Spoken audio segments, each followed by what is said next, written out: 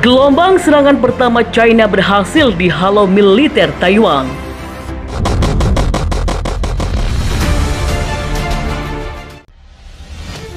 Taiwan benar-benar sedang berada di bawah tekanan China. Berkali-kali jet tempur China menyatroni wilayah udara Taiwan setiap hari, setiap waktu. Kejadian ini jelas membuat militer Taiwan siaga tinggi. Tak pelak, Taipei mengerahkan segala daya upaya mempertahankan kedaulatannya. Terbaru, militer China benar-benar beraksi ke wilayah Taiwan. Namun militer Taiwan berhasil mengusir militer China. Keberhasilan tersebut mendapatkan pujian dari Presiden Taiwan, Tsai Ing-wen.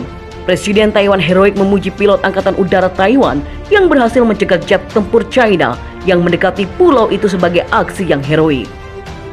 Konflik China versus Taiwan ini sudah berlangsung sejak lama. China mengklaim Taiwan sebagai bagian dari wilayahnya, sedangkan Taiwan menolak tunduk terhadap China. Ketegangan antara keduanya melonjak ke level tertinggi setelah China mengirim banyak jet tempurnya lewat garis tengah selat Taiwan pada pekan lalu.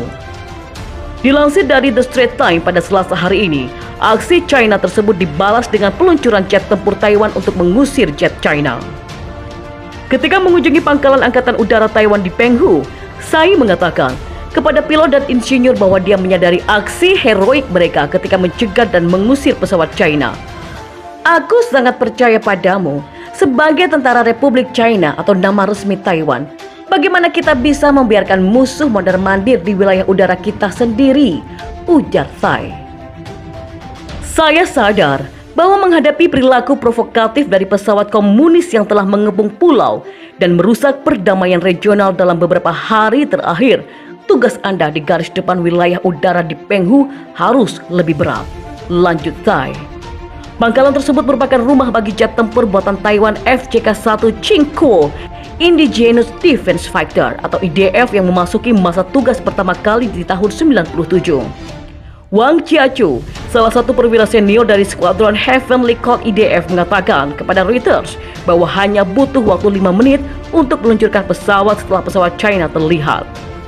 Perwira senior lainnya yang enggan mengungkapkan namanya mengatakan kepada Reuters bahwa IDF yang berbasis di Penghu sekarang berjuang hampir setiap hari karena ketegangannya yang memuncak dengan China.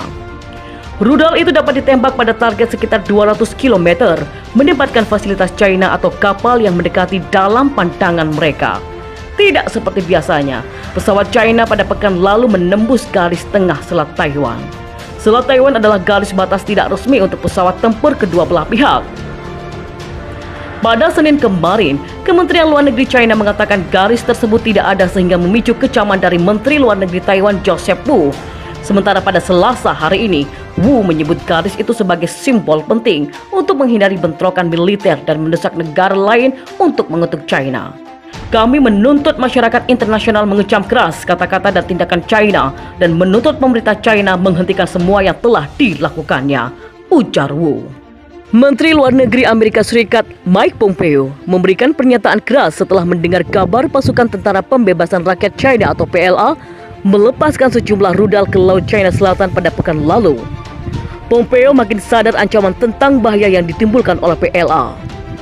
Menurut laporan yang dikutip oleh FIFA Militer dari The Straits Times, armada tempur Tentara Pembebasan Rakyat China semakin meningkatkan aktivitas militernya di sejumlah wilayah. Pasukan PLA secara berkala menunjukkan kekuatannya di bawah kontrol Presiden Xi Jinping dan Partai Komunis China atau CCP. Selain menembakkan 4 rudal, jet-jet tempur Angkatan Udara tentang Pembebasan Rakyat China juga terbang di dekat wilayah Taiwan. Aksi pesawat-pesawat China itu dianggap sebagai provokasi setelah mengetahui kunjungan Wakil Menteri Luar Negeri Amerika Serikat Keith Krach ke Taiwan. Pompeo menegaskan bahwa pemerintah Amerika Serikat di masa lampau telah melakukan kesalahan karena membiarkan China melakukan berbagai langkah ekonomi untuk memperkuat armada militernya. Oleh sebab itu, Pompeo memastikan jika Amerika tak akan berdiam diri saat menyaksikan pasukan militer China mengancam perdamaian, khususnya di kawasan Laut China Selatan. Meningkatnya aktivitas pasukan China di sejumlah wilayah disebut Pompeo tak lepas dari pemantauan Angkatan Bersenjata Amerika Serikat atau US Armed Force. Tak segan, Pompeo memastikan pasukan Amerika Serikat juga melakukan persiapan untuk menghadapi skenario terburuk konflik horizontal alias perang.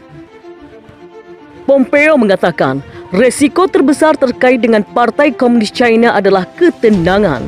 Cukup, kami tidak akan membiarkan itu terjadi lagi. Kami mengawasi kegiatan militer China dan kami juga bersiap. Amerika Serikat saat ini harus memutar otak untuk bisa lolos dari rencana China yang ingin mematahkan dominasi militernya. Berbagai fakta membuktikan bahwa kekuatan Tentara Pembebasan Rakyat China atau PLA sudah tidak bisa dianggap lagi remeh oleh Amerika. Dalam sejumlah berita yang dirangkum dari berbagai sumber, FIFA Militer melaporkan bukti-bukti peningkatan signifikan kekuatan militer China. Tak cuma itu, armada tempur Tentara Pembebasan China kerap memamerkan kekuatannya, baik di sektor darat, laut, maupun udara. Pembangunan kapal-kapal induk, rudal balistik berhulu ledak nuklir, hingga sejumlah unit pesawat tempur siluman adalah beberapa fakta yang menunjukkan betapa dahsyatnya kekuatan tempur militer China saat ini. Dalam laporan yang dikutip oleh FIFA Militer dari The National Interest, Presiden China Xi Jinping punya ambisi menjadikan PLA sebagai angkatan bersenjata terbaik di dunia selambatnya pada tahun 2049. Sementara itu, mantan Wakil Sekretaris Pertahanan Amerika Serikat, Robert Ward, dan rekannya seorang penulis, Greg Grant, membuat sebuah tulisan yang menggambarkan bahwa negeri Paman Sam juga sudah lama membaca kemungkinan itu. Ward dan Grant meyakini jika China sudah menyaksikan pergerakan kekuatan tempur angkatan bersenjata Amerika Serikat atau US Armed Forces pada Perang Teluk I, yaitu di tahun 90 hingga 91. Dalam data yang dikutip oleh FIFA Militer dari Nation Master, Angkatan Bersenjata Amerika Serikat mengerahkan 956.000 pasukannya dengan kode operasi Badai Gurun. Di bawah komando Presiden saat itu, George H.W. Bush, pasukan Amerika Serikat membantu Kuwait yang mendapatkan serangan masif dari pasukan Angkatan Bersenjata Irak di bawah komando Saddam Hussein. Pelajaran utama yang diambil China dalam operasi Badai Gurun di tahun 91 adalah menyerang dengan keras dan cepat selama tahap-tahap awal perang. Karena inisiatif yang pernah hilang mustahil kembali lagi saat melawan musuh yang mampu melakukan pemboman amunisi terkendali selama 24 jam dan segala cuaca. Lanjut pernyataan Ward dan Grant. Ward dan Grant menganalisa China memiliki dua rencana besar untuk menyerang secara efektif dan dengan mengumpulkan rudal jarak jauh dan sistem penargetan canggih. Hal ini dilakukan untuk menembus pertahanan jaringan pertempuran Amerika Serikat pada tahap awal konflik. Selain itu, China juga tengah mengembangkan kemampuan Assassin Maze atau yang disebut dengan Departemen Pertahanan Amerika Serikat sebagai kemampuan hitam.